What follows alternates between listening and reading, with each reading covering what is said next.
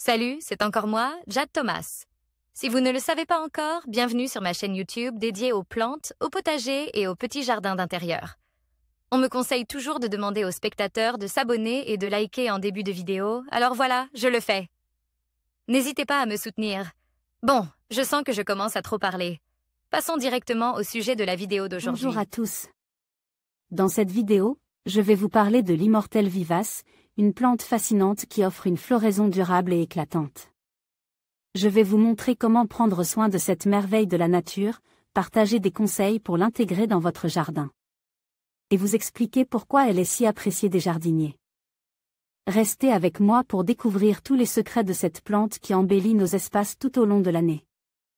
Par Larry Hodgson, 15 août 2018. L'immortelle vivace, pour une floraison qui dure. La populaire immortelle à bractées, Xerocrysum bracteatum, une annuelle, à gauche. Moins connue, mais solidement pérenne, l'immortelle vivace, Anaphalis margaritacea, à droite. Source, www.amazon. Co. UK Andan, Pendragon 29, Wikimedia Commons. Qui ne connaît pas l'immortelle à bractées, Xerocrysum bracteatum, réputé pour ses fleurs papyracées qui viennent dans une si vaste gamme de couleurs? Elle obtient son nom du fait que ses inflorescences sèchent facilement et se conservent presque éternellement, ce qui en fait une fleur coupée populaire dans les arrangements floraux. Aussi, on peut facilement cultiver cette plante originaire d'Australie soi-même, comme annuelle. Mais elle a une parente beaucoup plus rustique, une vivace qu'on peut facilement cultiver dans presque tous les jardins de climat tempère, l'immortelle vivace, Anaphalis margaritacea, aussi appelée Anaphale marguerite. C'est une espèce de très vaste distribution, indigène dans les régions tempérées de l'Asie et de l'Amérique du Nord et introduite en Europe. Elle est notamment présente et abondante dans toutes les provinces et tous les territoires canadiens et aussi dans la plupart des États américains. Même sans fleurs, l'immortelle vivace est attrayante grâce à son feuillage argente. Ici, elle se mélange avec la lysimaque pourpre, Lysimachia ciliata, firecracker. Source, jardinière paresseux. Comme l'immortelle vivace est facile à reconnaître dans la nature, et tout aussi bien dans le jardin. Avec ses tiges blanches dressées et son feuillage linéaire étroit vert argente sur le dessus, blanc laineux au revers, elle crée un effet attrayant avant même de fleurir. Mais elle ne tarde pas à fleurir non plus, produisant de denses bouquets terminaux de petites inflorescences blanches. Les véritables fleurons sont minuscules et jaunâtres, regroupent au centre de chaque inflorescence, ce qu'on voit surtout sont les bractées blanches qui les entourent, des bractées ayant la même texture papyracée que celle de l'immortelle annuelle. Dimension. La hauteur de l'immortelle vivace varie selon les conditions, et peut-être aussi selon sa génétique, car si elle atteint habituellement entre 30 et 60 cm de hauteur, on trouve parfois dans la nature des colonies de 1 mètre de hauteur et d'autres de moins de 20 cm. Quant à son diamètre, elle se répand par drageons produits sur de courts rhizomes.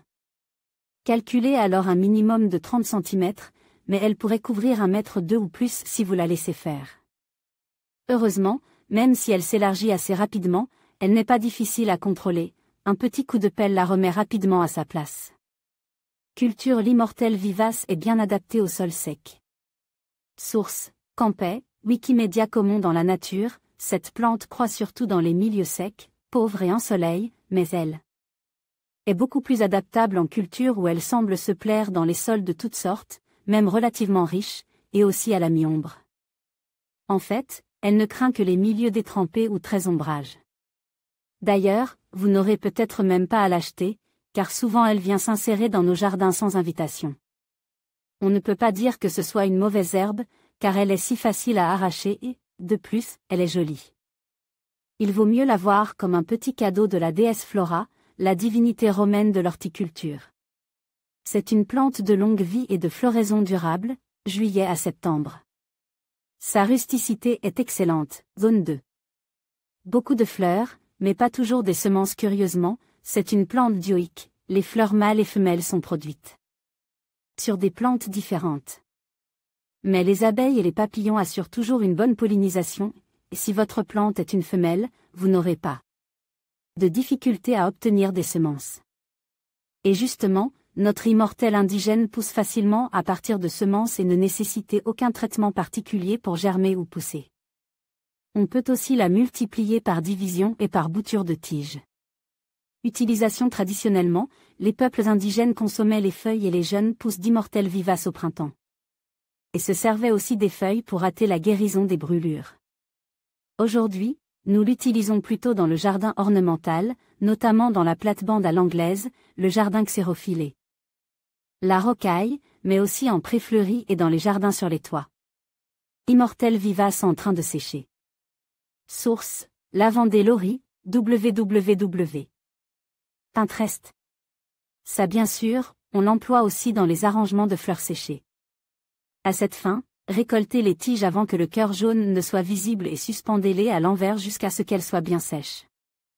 Les fleurs séchées peuvent se conserver pendant plusieurs années. Insectes et maladies chenilles de belle dame, Vanessa Carduy.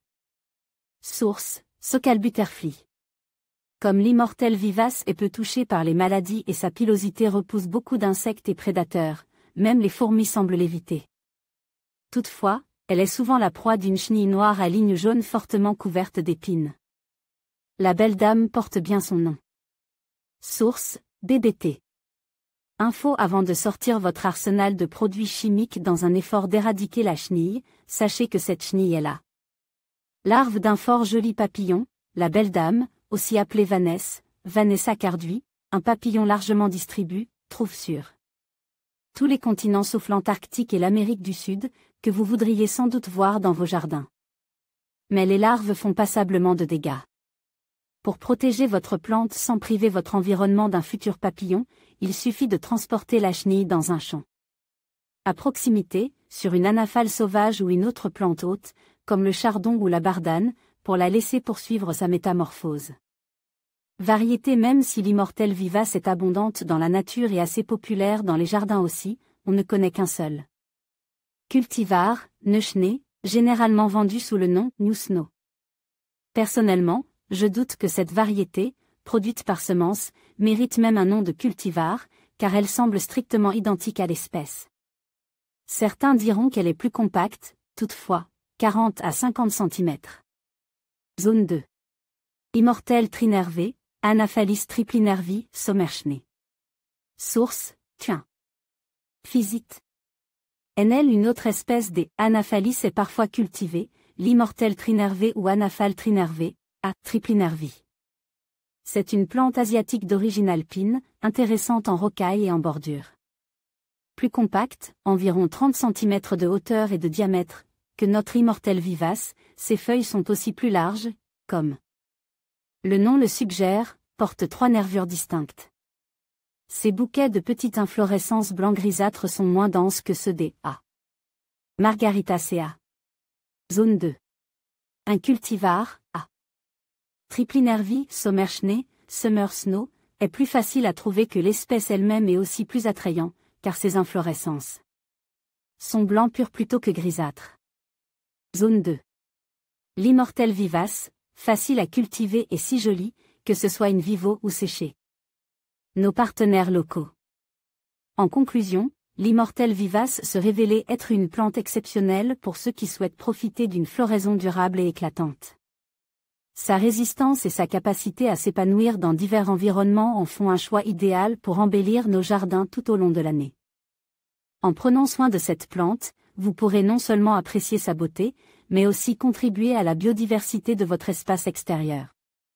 N'hésitez pas à l'intégrer dans vos aménagements paysagers pour une touche de couleur qui perdure. Merci de nous avoir suivis et à bientôt pour d'autres conseils de jardinage.